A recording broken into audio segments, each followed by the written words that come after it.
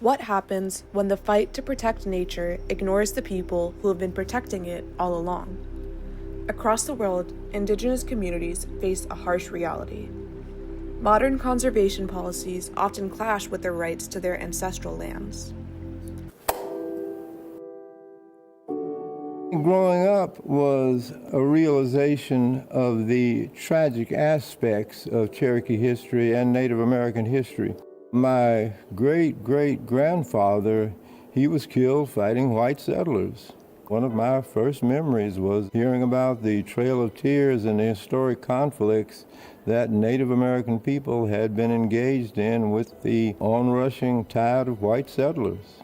The whole idea of my becoming an attorney was to engage in a legal practice that would assist in the promotion of Native American rights and Native American sovereignty over the years. We've been able to bring these issues to the forefront and make mainstream Tennessee aware of ancient Native American history and how it factors in with modern day history. Welcome back to Voices of the Land, the podcast where we explore the intersection of Indigenous rights and conservation biology. I'm your host, Ruhi, and today we're looking at this tension between two important goals: saving the environment and protecting Indigenous land rights.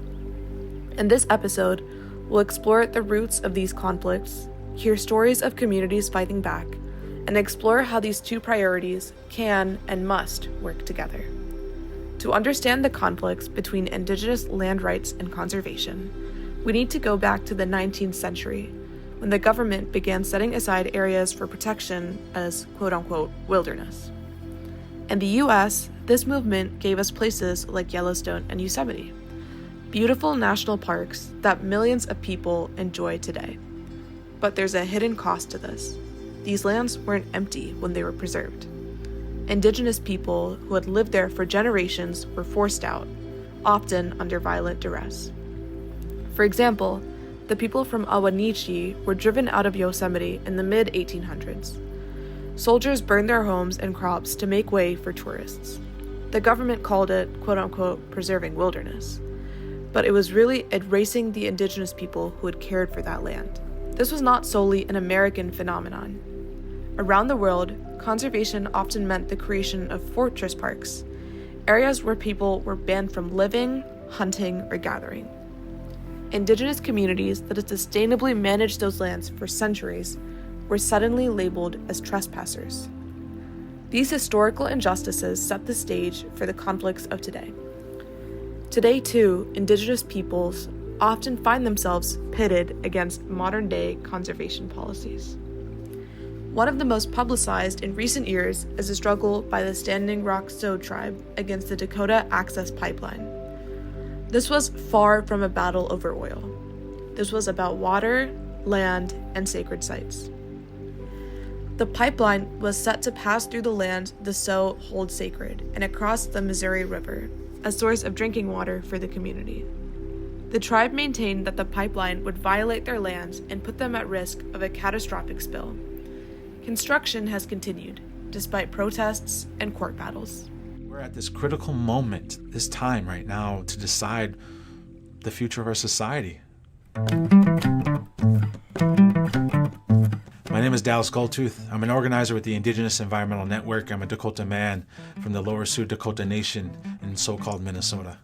The world's getting hotter, and the only way, the most direct, effective way to stop global temperature rise is to keep fossil fuels in the ground. That's it. We're at this critical moment, this time right now, to decide the future of our society, whether we want to stay addicted to this fossil fuel regime, to this colonial system that is predicated on the oppression of our people, that makes us believe that we need more fossil fuel. It's a false narrative. We're in a time right now where we can see a just transition towards a sustainable, renewable energy system. And it just takes action.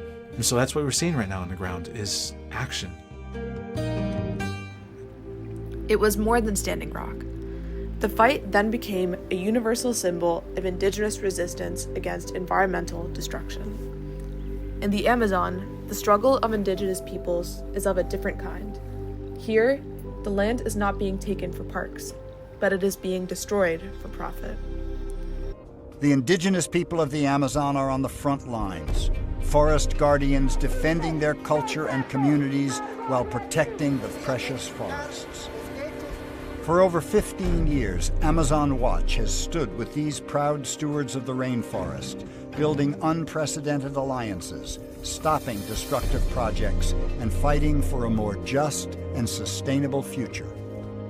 In Brazil, Amazon Watch is standing with the indigenous communities along the Xingu, fighting a monstrous mega dam planned for this tributary of the mighty Amazon. This high-profile battle between destructive development and the potential of a green energy future for Brazil is galvanizing millions around the world. In Peru, Amazon Watch is helping the Achuar of the Corrientes River Basin demand cleanup of widespread oil pollution, while standing with other Achuar communities who have witnessed oil's toxic legacy in the rainforest and are saying no to oil drilling in their pristine ancestral territory. In Ecuador, Amazon Watch has been at the forefront of the fight to hold oil giant Chevron accountable for its devastation of the rainforest. Shame on Chevron! An $18 billion court verdict against the company in 2011 sent shockwaves through the industry, and Amazon Watch is committed to standing with the communities of the Ecuadorian Amazon until they get justice.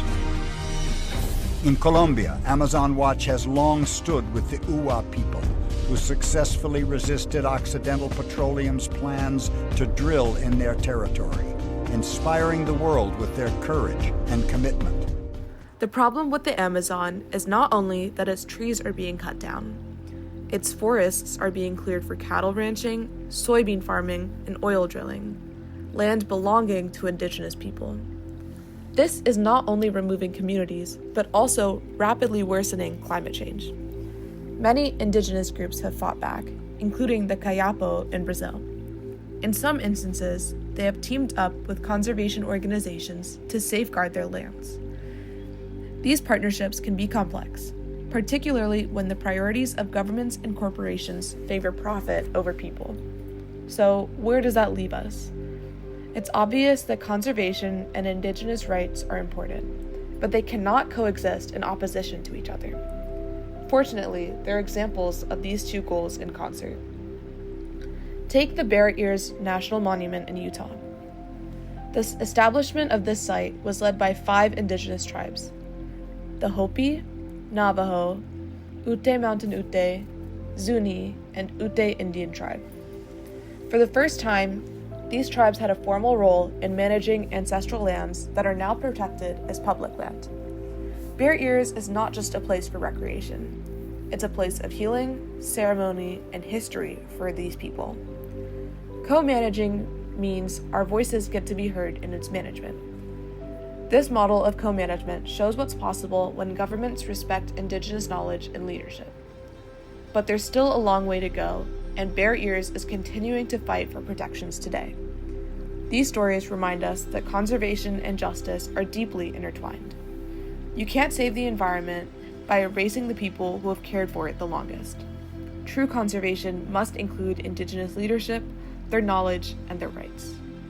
In our next episode, we dive into solutions, policy changes, advocacy opportunities, and how all of us can support indigenous-led conservation. But for now, take a moment to think about the land you're on. Whose history does it carry? What can you do to honor that history and protect the people still fighting for it?